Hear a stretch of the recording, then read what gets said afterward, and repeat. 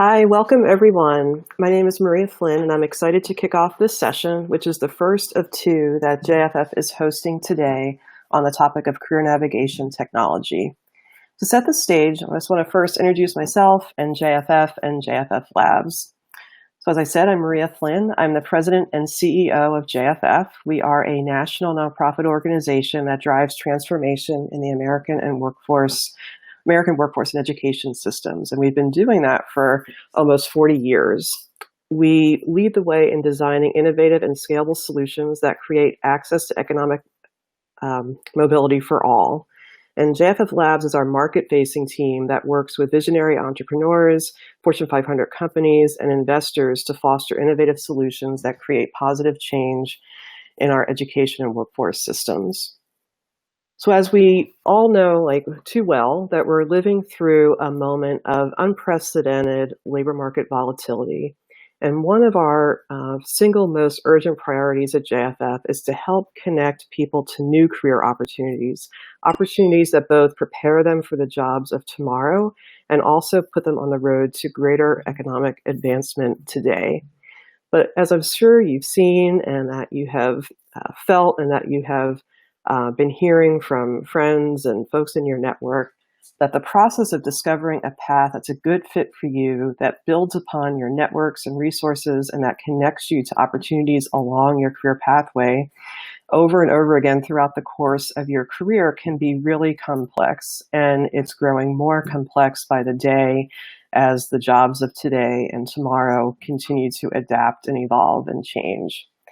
And we know that there's a lot of technology out there that is meant to help employers find workers, or for corporate workers, like probably most of us on this call right now, looking for professional opportunities. But for the well over half of American workers who are in entry or middle skill jobs, especially the 73% who don't have a college degree, the experience of searching for a new career can be really chaotic, confusing, and difficult to navigate. And a lot of times when I'm asked, what I feel is the biggest kind of issue that faces our education and workforce systems today, I always put the lack of a robust career navigation system way at the top of that list. So this is an issue that is a real passion of mine. And at JFF, we do believe that technology has a key role to play in this solution, that it can really revolutionize the way that we live and that we work, and that can help smooth the road towards economic security and mobility for workers. So our team, we really asked ourselves, what career navigation technology is truly purpose-built for the overlooked and underserved majority of American workers? What solutions are giving workers the information and tools that they need to make those good career choices for themselves and their families? Which of those tools are putting job seekers at the center, which are sustainable, and which are available at scale? And so I'm delighted to officially release today our new resource that seeks to answer these questions. It's our Career Navigation Technology Scan 2020. It looks at career navigation as a lifelong process that workers, employers, and other intermediary organizations like schools and workforce boards engage in together, right? We know there's not one kind of end customer in this, that it's really an ecosystem of players that has a role to play and needs to be able to utilize strong technology. And so in this piece, we set forward a framework that makes sense of the available solutions and shows how deeply interdependent this marketplace is, and helps us understand why some of the most sustainable solutions out there have found a way to serve both job seekers and employers. We also feature 18 innovators to watch who we believe have a potentially transformative innovation with the potential to create significant social impact. And we hope you'll stick around for our next panel, where we'll feature 3 of those innovators: JobCase, Mentor Spaces, and Steady. And we surface some of the trends and areas for opportunities that we see on the horizon. One of those is the unprecedented rise of new collaborations across the private and nonprofit sectors to help connect workers who have been displaced by COVID. And one of them is Skill Up, and I'm proud that JFF is one of the operating partners for that coalition. We'll be hearing from Josh Jarrett, the executive chair of Skill Up, later as well. And we see a second revolution in career navigation emerging, which I'm really excited about. And we hope that this market scan helps point towards and encourage innovation that's truly meaningful, responsive to workers' needs and interests. And in turn, we strongly believe that designing solutions with workers at the center will drive business impact as well. So we're proud of this work. I want to thank our team of Alex and Steve and Tyler and Fred and everyone who worked to put it together in partnership with Tyton Partners. And Andrea is going to lead us through this panel today. We see investors like Workday Ventures and enterprise customers like Walmart as really critical to making this marketplace work. And I can't be more excited to hear from them about what's driving their investment and innovation in this complex marketplace. And so with that, I'm excited to turn this over to Andrea Mainelli of Tyton Partners, who's going to kick off the discussion.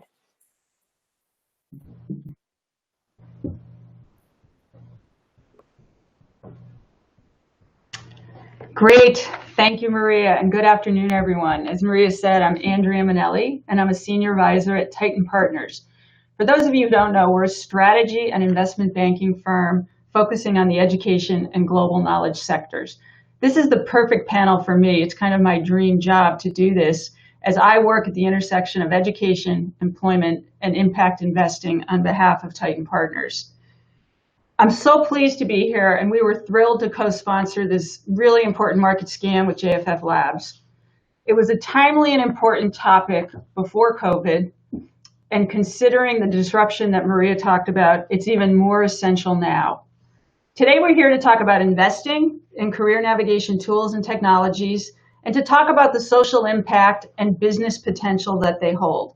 I'm joined today by three exceptional panelists: Betsy Bland, Vice President and Managing Director at Workday Ventures; Rusty Greif, CEO of the EQ Group and a Senior Advisor to JFF; and Brent Parmiter, the Senior Director of Military and STEM Programs at Walmart, a leading impact employer. Before we get started, a couple of ground rules. I really want to make this interactive. I want you to have a lot of chance to ask these great panelists questions. So we're going to watch the chat room very carefully. You can put your questions directly in chat, or if you hit the question button, those questions will just go to me and the panelists. We're fine if you want everyone to see your questions. It's up to you. I'm also going to try at the end to close this about 5 minutes early, because I want you all to be able to get on to your next event. And I hope that you will join Josh, as Maria said, at the Innovators panel on this really important career navigation topic. So with that, I'm really going to kick it off by asking each of our panelists to give us a little bit of an overview from where they sit. And I'm going to ask Rusty to start and ask him to kind of comment on the big picture of this market and where it is in its evolutionary stage and where it is from an investing standpoint. Great. Thanks, Andrea. And thanks for moderating and all the work leading up to this. And super honored and proud to be part of this group. Part of the fun process is you get to meet new people through these things. So I've enjoyed this already. So thanks for the opportunity to talk. And thank you to JFF and Tyton Partners. The work that they've done in this market scan, I encourage everyone that's on this panel and session to really dig in. There's unbelievably thoughtful, rigorous, diligent information there that I think provides a really critical framework on just this area around impact investing and where it may be going. And certainly, Betsy can talk more about how they're doing it with their specific fund. I did want to take a little bit of a step back, if you will. I think obviously we're in extraordinary times, and we talk about that a lot today and throughout the week at GSV. But a couple of things that I think are interesting from an overall market dynamic that I think is very relevant in the context of investing and how we look at the marketplace. First of all, on the demand side, and I don't think this is a huge surprise to folks, but we're in this extraordinary period of time not just this was happening pre-COVID, but certainly post-COVID, where we're seeing tens of millions of people now that have been furloughed, displaced, laid off, and are now looking for navigational tools in ways that they've never used before.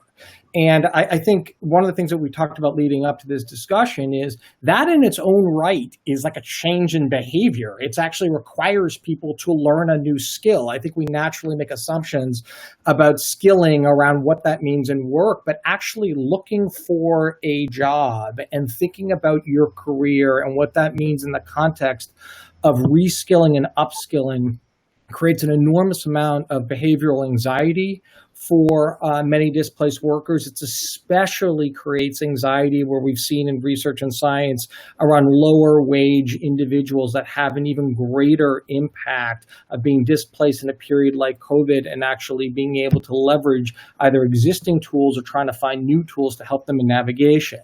So if we put that context on and then actually look at some data even pre-COVID, the world is such that the average worker now is changing jobs 12 times in a lifetime.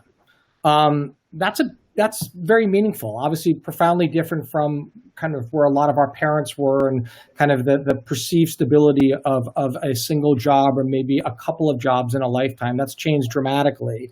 I saw recently close to 25%, I think it's in this market scan, of all workers switch jobs every 12 months. So think about that on an annualized basis. A quarter of the workforce is actually changing jobs, and thinking about, again, the anxiety that is associated with that and the need to look at tools, career navigational tools, marketplaces that really help employees, especially those that may be Black and brown and may have less access to some of those tools. In looking at, to your question, Andrea, looking at the larger scope of the marketplace, roughly $16 billion over the last 5 years has been invested in what probably the investment community category would be around kind of human resource technology. And that's a sizable number. I don't want us to dismiss $16 billion, but if you actually break it down, you'll see that roughly around 10% of the $6.5 billion invested just last year alone was actually focused around career navigation. So there's actually a meaningful gap. And part of that, no surprise, I think is looking at the brief history of maybe modern investing in this area, not specifically maybe career navigation, but if you take a broader look, not shockingly, the big platforms that most people are aware of, if it's Monster, if it's Career Builder, if it's Indeed, they really capitalized on, not shockingly, a kind of the traditional corporate marketplace, predominantly targeting at white employees, and had a relatively predictable business model, right? And looking at how they think about other front-end leads, if you will, of incoming traffic that could be attractive candidates for jobs and or potentially back-end for job placement and retention. And so, not shockingly, I think the marketplace tends to get very comfortable and caught up with these early stage business models and what were kind of past disruptors.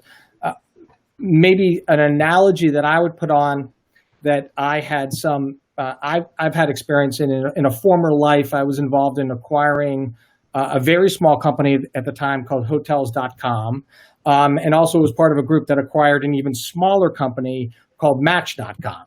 And the idea of online dating was beyond bizarre. I remember at the time my wife and her friends made fun of me completely and saying that there's a world out there of building this matching marketplace between individuals. But, those areas around travel, around, in this case, dating, and even if you look at Amazon and e-commerce, the formula was building out a marketplace, again, predominantly focused on white consumers and middle income to more affluent income consumers, and trying to find appeal in changing behavior and culture, and ultimately trying to go after mass penetration. Well, over time, as we all know, just as consumers, those marketplaces have changed. They've become far more refined. And they're now targeting to very specific populations for different needs in e-commerce, in travel, in kind of in personal relationship building. And that candidly excites me about where this can go around career navigation. We have a real meaningful opportunity now, especially to target those employees in most needs of skilling, reskilling, upskilling, and using navigational tools to help them along this journey. And I'm curious to get feedback from Betsy and others on the team, but I think it's not uncommon for often impact investors and impact investing vehicles to tend to jumpstart the venture community. We do live in a copycat society, and oftentimes, we become more excited about what has already been proven to work. And I think there's a huge opportunity, as the market scan calls out, where there's innovators across the public sector, the private sector, and absolutely into the tech startup sector, where beyond impact dollars, but actual venture dollars, I think, can be very realistically channeled.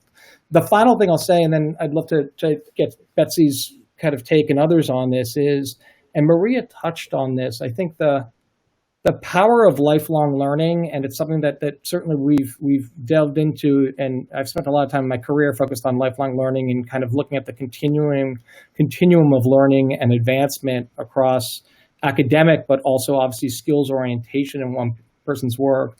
I think that idea and that concept has now become so relevant in technology innovations that it's particularly pertinent around career navigation and around career placement and job placement.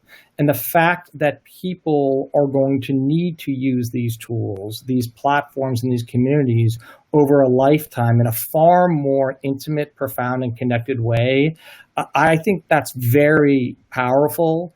And that moves across all populations, even the most vulnerable of populations.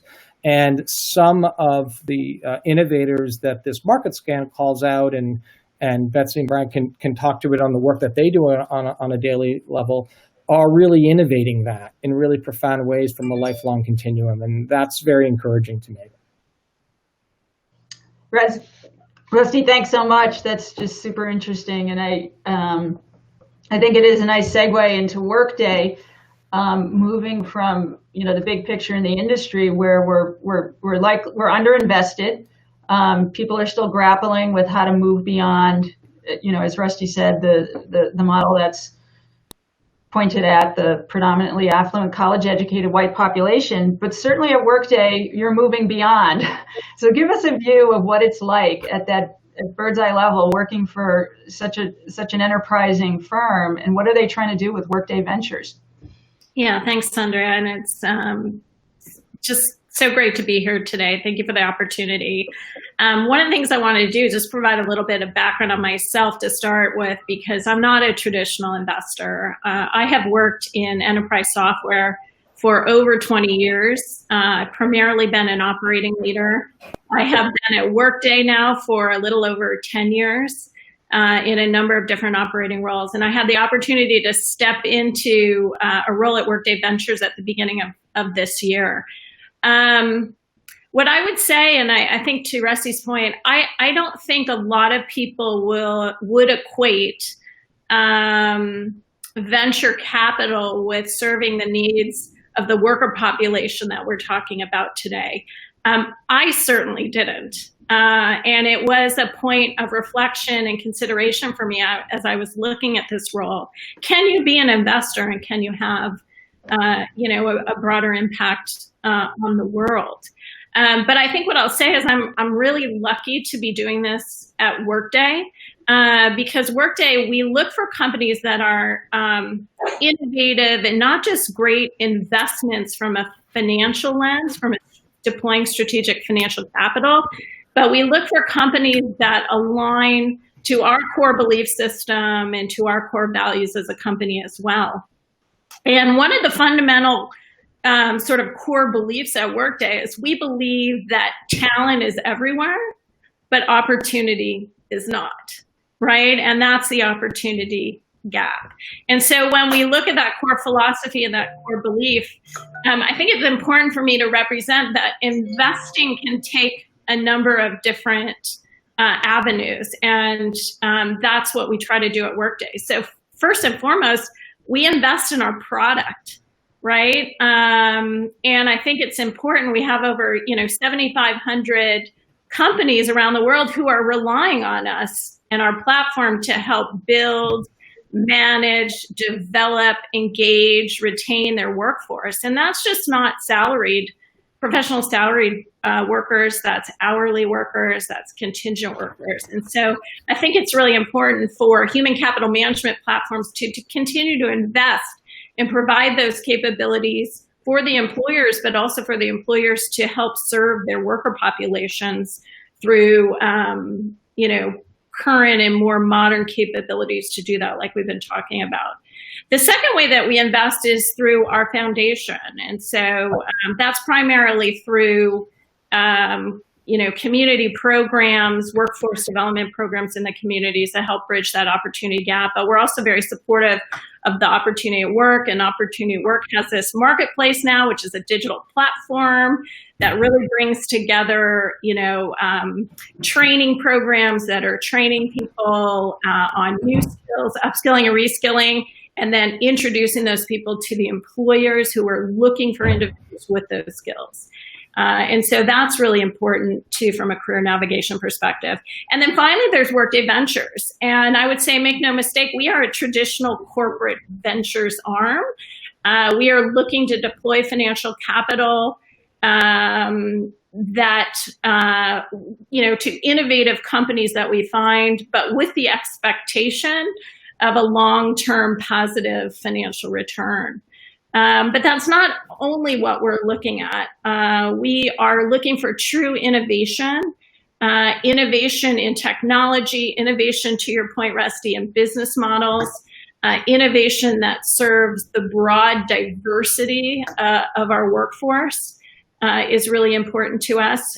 We are looking for solutions that bring tangible value to our customer base. So these are challenges they're facing today that maybe we can't solve through the Workday platform, but this is innovation that's happening outside our four walls.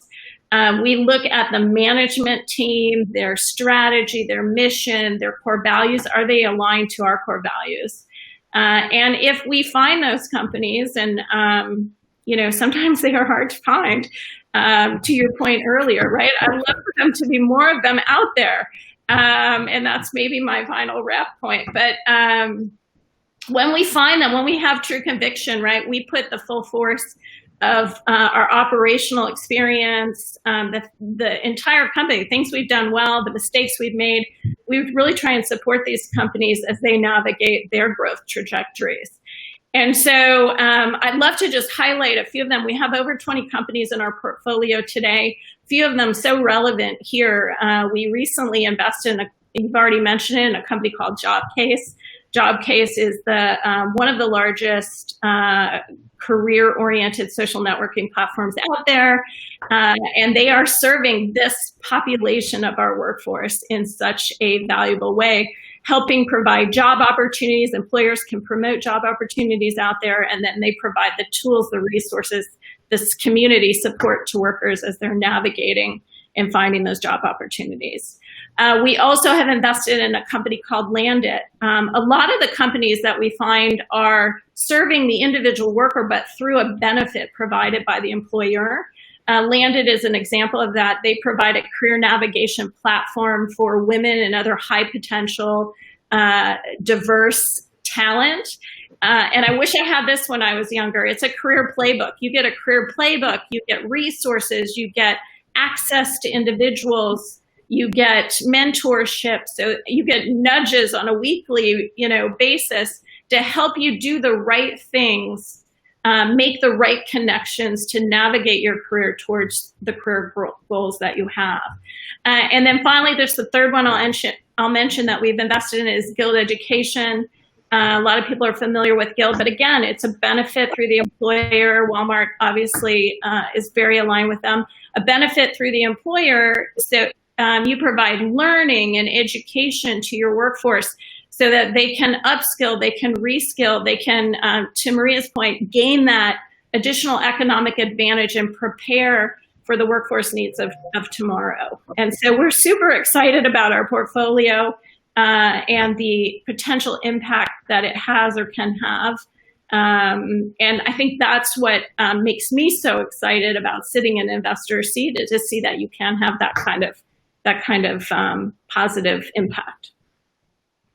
Betsy, thanks so much. That's really exciting. It's an exciting story, and clearly you're a pretty unique version of the financial player. You know, being embedded in such a strategic enterprise that knows the space so well. But that's just it's great perspective. Brent, if we move to you, I mean, look, you're sitting in that seat where you're working for an employer with over 1 million associates, right? I can't remember the last number someone told me about Walmart.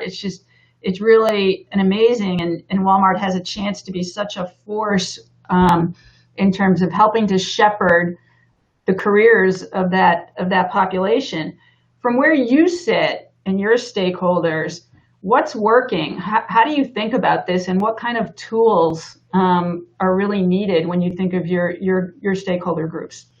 Yeah, thanks, Andrea, and thanks to the whole JFF team for being able to be here today, and Betsy and Rusty, it's wonderful to follow you as well in this discussion. So you hit the nail on the head. Walmart is a big company. I've been with the company for about a year now, and the one constant every day over the past year was realizing that it's a bigger company today than I thought it was yesterday.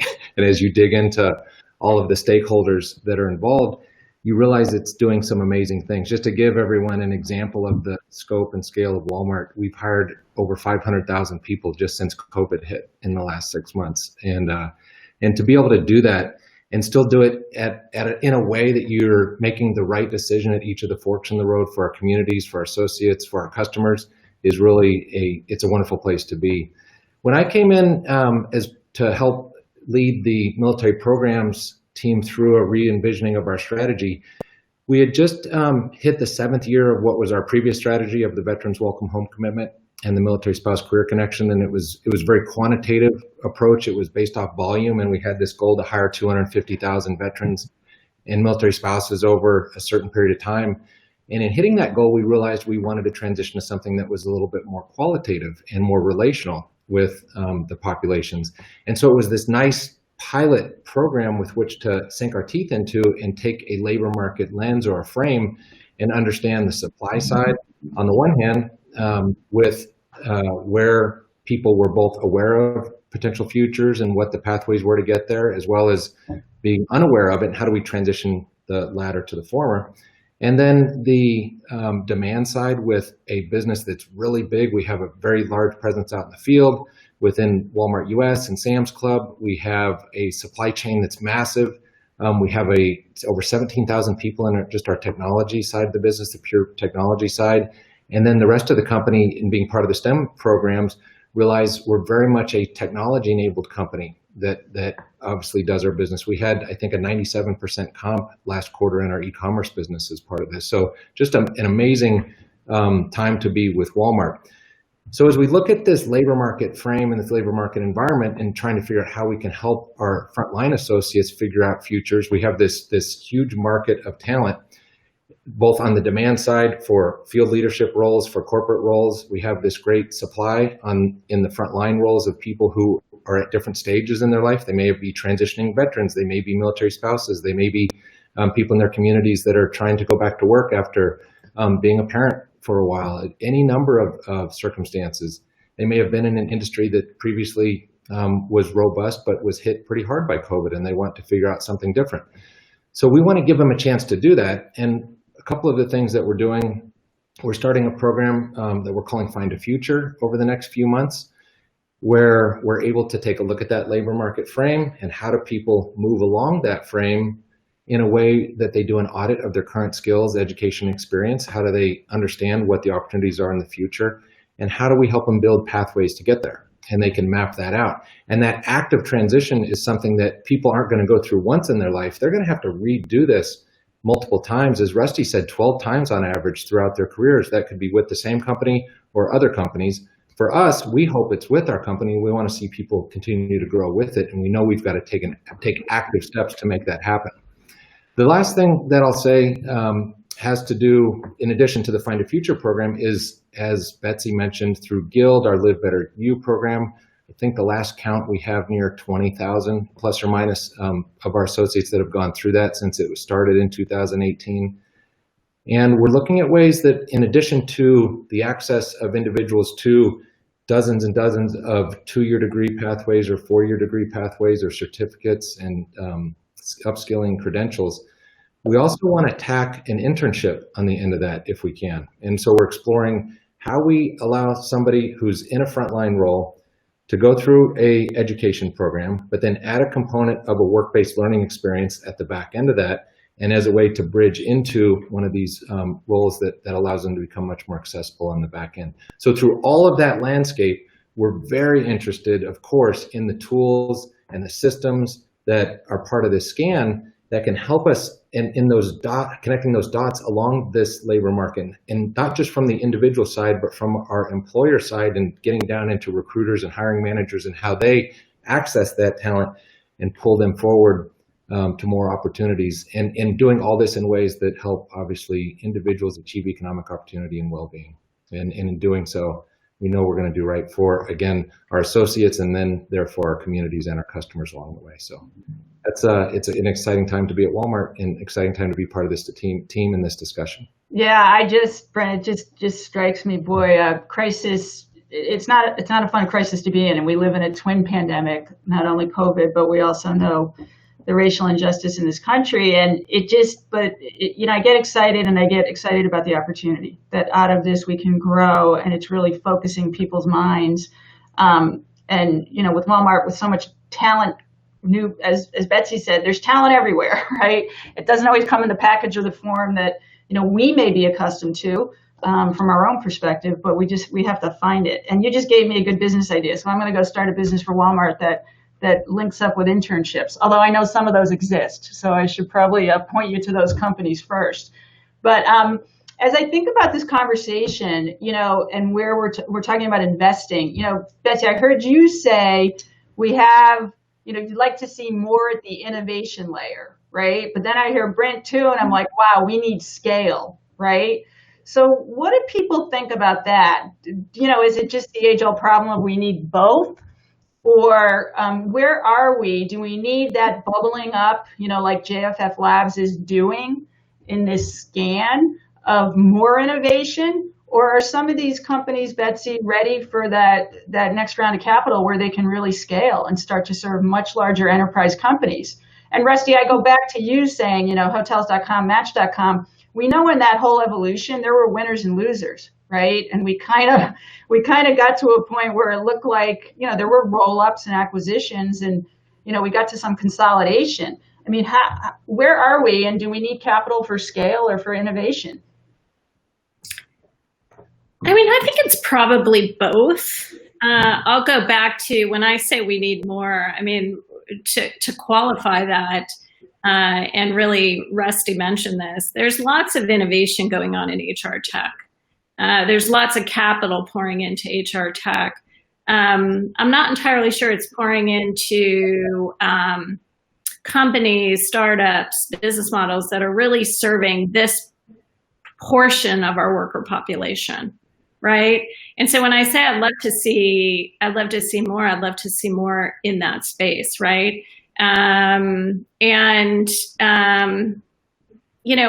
It's a pipeline, right? And so you invest in seed, you invest in Series A, and then at that point they start to need to grow and scale, and so you do some later stage investing to support that. JobCase is an example of that, right? They're really sort of more in the scale phase. But my reaction is I think we need both. Rusty? You may be on mute, sir. I muted. Sorry about that. Just to follow up on a couple of things that Betsy touched on. I'm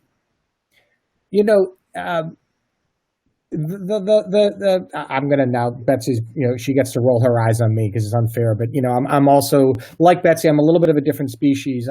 I co-founded 2 ed tech companies, and so I was an entrepreneur first, and know what that's like to kind of grind that out and raised a lot of venture capital in the process, and also raised money from foundations through the work. And what I was going to say is, oftentimes investors are remarkably rational species, and that doesn't necessarily lend themselves to always taking high risks and looking at that innovation. And kind of to Betsy's point, what's particularly exciting and also challenging is finding these platforms and solutions that are meeting needs of brown and black employees, workers, learners, students along the way.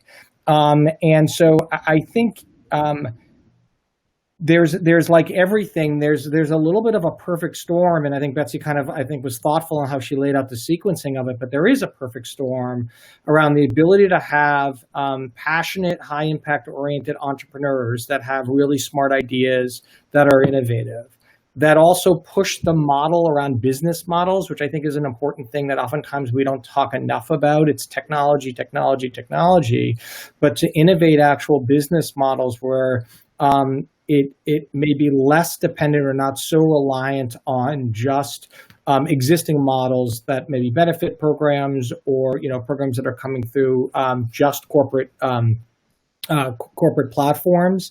So I think that there's the entrepreneur and the talent. There's the business models and innovation that comes with it. But then candidly, it does take relatively courageous people like Betsy and Brent. Like you have to have capital that is coming from a place where you're going to believe in innovating this in different ways. And at the end of the day, just in the context of scale, Walmart is a great example. Like I believe really strongly, and JFF does a lot of really profound work in this around looking at, impact employers. And employers that are really changing the game of the investments that they're making in their employees, especially for frontline workers, and how to, as Brent was talking about, how to build out these career pathways and learning and skill pathways within a single entity. And those 3 or 4 dynamics, ultimately to me, is what kind of leads to a level of scale. It's funny, I was an angel investor in Guild, and it was easy to back Rachel, and because the CEO and founder of Guild, because she was just that talented and passionate and terrific. But that model was not a proven model yet. Like there was a lot of work around the execution, and it really did require a lot of entities and companies like Walmart that were willing to better understand their benefits and their resources internally, and why that was going to be a really powerful return on investment for individual employees and at different stages of development of employees in these very large corporations. So like a lot of things, it's kind of this happy tension of having great innovators and entrepreneurs with really forward-thinking and impact-oriented investors like Betsy, with really, really smart, willing partners at Brent and Walmart to actually find anything that leads to scale.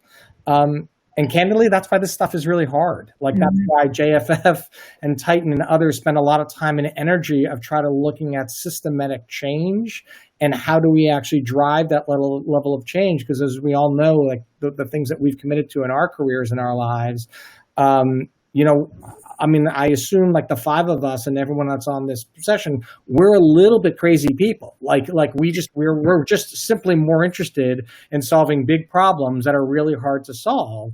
And those are the things that get us really energized and allow us to jump out of bed in the morning.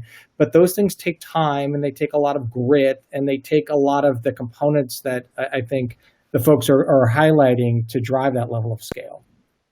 Thanks, Rusty. And, we're getting some questions from the audience. Thank you very much. And I want to segue off that, Rusty. And one of the questions asks, how a little more specifically, how do some of these tools really promote and support diversity and equity and create more opportunity? Brent, you can, whether it's a tool or what your programs are, you could reply to that. And Betsy, maybe you could pick out 1 or 2 tools that really do that. But Brent, how is Walmart really focused on D&I and its programs?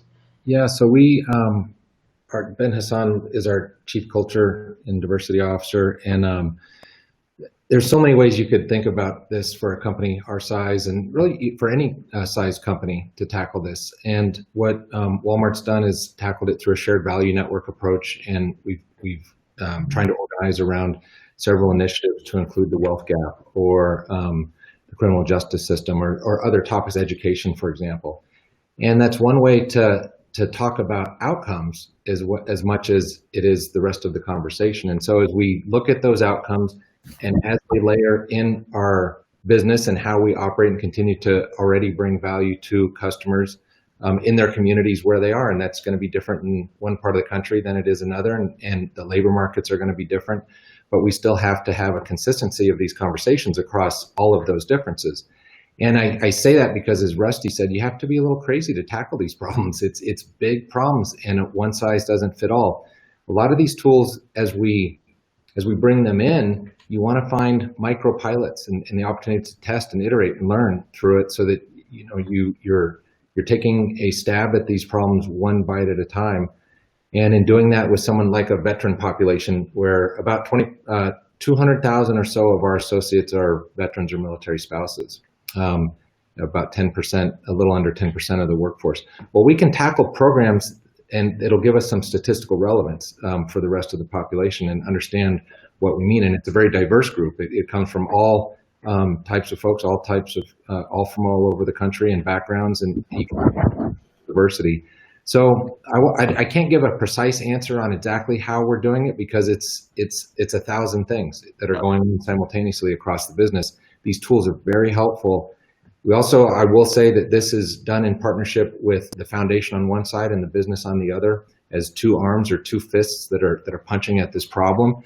And the one can really reach for the stars, and the other is looking for the concrete solutions, and the two meet in the middle to give us some real outcomes. We're excited about the initial outcomes that are coming out of these discussions that have happened as part of what's gone on with 2020, and then all of the things that have happened leading up to that to give us that experiential foundation for moving forward. Very helpful. Betsy, do you want to, any specific examples in your portfolio or companies you've looked at that really are focused on some underserved populations to meet their specific needs? Well, I mean, D&I is one of those, I think one of the questions was, where are you seeing some of the innovation? D&I is one of those areas. I will point out that Landed, one of the challenges, I think, is, access to a network. That network then breeds access to opportunity, right? And one of the things I love about Landed is focused on women and other high potential diverse talent. It has a Black female founder, and it is all about supporting individuals, not just through playbook and, defining your career goals and helping you make the right steps, but also how do you create the right connections, create a network, a community, a set of mentors that are going to help support you as you navigate your career. And all of a sudden you have a community, you have a network, and hopefully that opens doors to new opportunities as well. And so I think that's really neat. The other thing I'll point out is, Workday itself, we're continue to invest in our own product. A lot of people rely on us as a tool and technology platform. And so we recently announced something called Vibe, which is, when you're trying to build a diverse workforce, a diverse and engaged workforce, you need to understand that workforce, right? And so things like surveying that workforce or analytics that allow you to analyze that workforce is really important. And so we want to make sure that our customers have the tools to really engage, to survey. Do people feel a sense of belonging and inclusiveness? And if not, take action to affect change. And so by investing in new capabilities in the Workday platform, I think that's really important as well. Great. And, we did get a question from the audience. I'm glad this came up, because as I've looked at career navigation and over the years, this question inevitably comes up, and I used to work for an assessment company, a very large assessment company, but it is the role of assessment in career navigation, and what are the opportunities that assessment creates, but what are the limitations? Because I think we all know that there can be some big knocks against assessments that aren't designed properly, that stereotype, that create barriers and disadvantages. And then there's ones that do the opposite and create opportunity and help both employees and employers make that match a lot more quickly, right? And especially with the advent of algorithms and big data, there's a lot that's changing, I think, in the world of assessment. Anybody want to take this one? Betsy, I know you have an assessment company in your portfolio. We do. They're awesome. So we have a company called Pymetrics, if you've heard of them.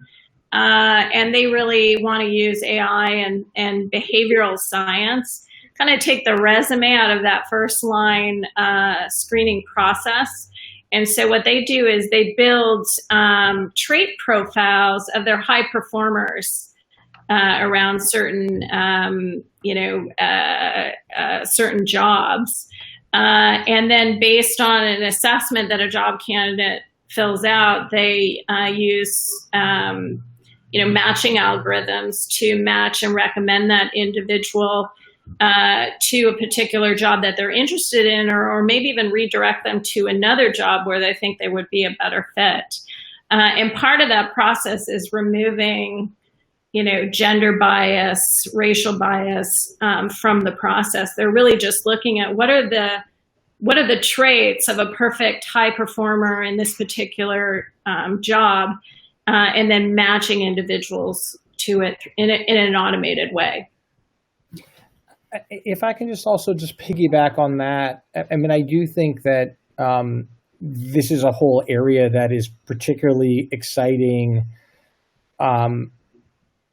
for innovation and scale, but also addressing some of the biases and removing biases around how to build out assessments, pathways, and ultimately navigational tools and successful job placement. I mean, just in the last 3 years alone, if it's looking at, LMI, providers and data, if it's a MZ or a Burning Glass or other companies that exist in the marketplace, and the ability to take that kind of data and put a regionality to it and a localized approach to that data, and then feed that into very specific platforms.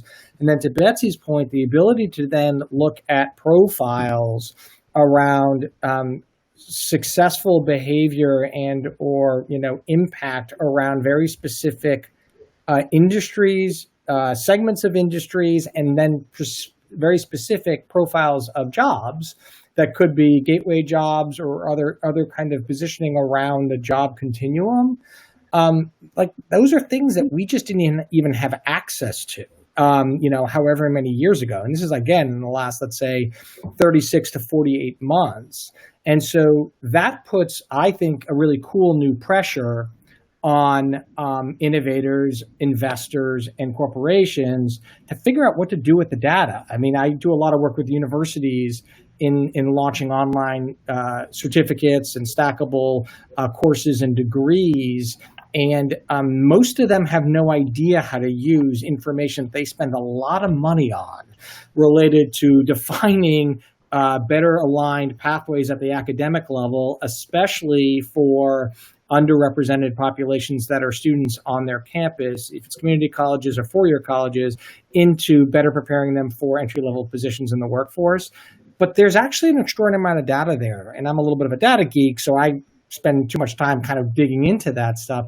And it's there, but it also, that's putting a new level of sophistication with these different stakeholders at the university level, at the corporate level, at workforce boards and job centers and so forth, to try to be pretty aligned on what those criteria look like around those connectivity pathways that Betsy's talking about with very specific tech platforms.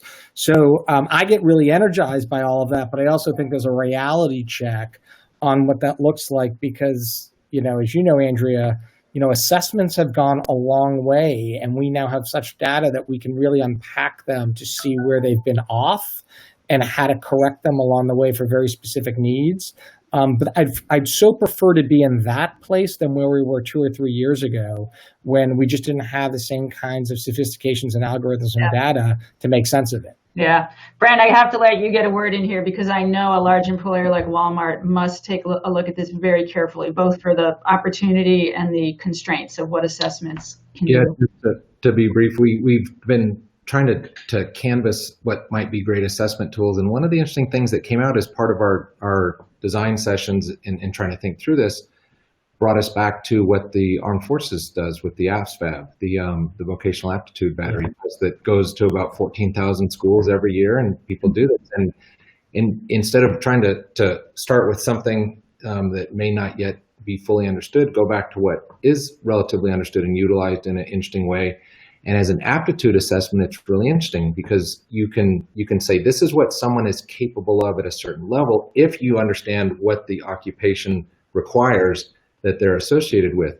But where you get wrinkled up in some of this is when you put into aspirations into it, both the individual's aspirations, or if the demand side on the business isn't quite lined up. And so there's these layers and these tiers to it. I think if there's it's worth tackling from this, obviously this group, and if technology, if we can keep peeling this back, we're going to find some interesting tools in the next couple of years that can really achieve some of those baseline of the analog tools that are out there, like the ASVAB, and then do something at scale that also includes in individual aspirations and the dynamic future of work, the nature of how future work and the future retail for us is changing things on a pretty rapid basis. Yeah, and I will encourage people. The prior two market scans ago, JFF Labs looked at assessment and next generation assessment, and some of it fits right into this conversation. So I would encourage the audience, if you're interested in that, to go back and look at that market scan from 2019.